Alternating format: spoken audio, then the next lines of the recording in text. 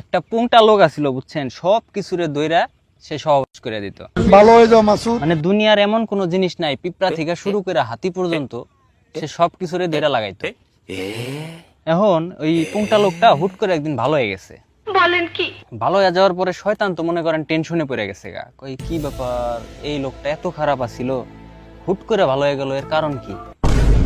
এখন শয়তান হইলো মানে এক জায়গায় শুয়ে শুয়ে একটা ফোন দিয়ে আসছে, अच्छा ওরে তো আমি আবারও খারাপ বানাবো, अभी मैं गाली नहीं दे ও ভালো, सकता। ও যে ভালো হয়েছে ওরে তো আমি ভালো হয়ে থাকতে দিব না।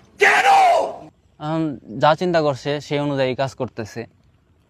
একদিন ওই শয়তান মেয়া সাইজে জামা কাপড় খুইলে এই বেটার সামনে গেছে। যাওয়ার পরে বেটা মনে করেন নিজের আর কন্ট্রোল করে পারে নাই, কন্ট্রোল না করে পারে ওই মেয়ের রূপী শয়তান রে দিছে মনে করেন গক গক করে।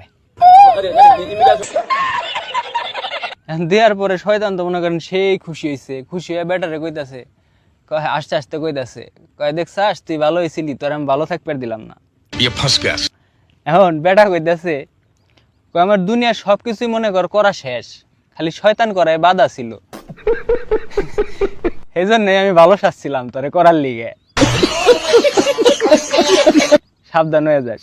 এখন ভাই মনে করেন মুখোশধারী মেলা এরকম ভালো মানুষ আছে বুঝছেন, সাবধানে থাকেন। আর আপনার কোন বন্ধু এরকম মুখোশধারী, হ্যাঁ ভালো মানুষের মুখোশ ধরছে এরকম গক গক করার লিগে, তার মেনশনটা দিয়ে যায়েন, ভালো থাকেন।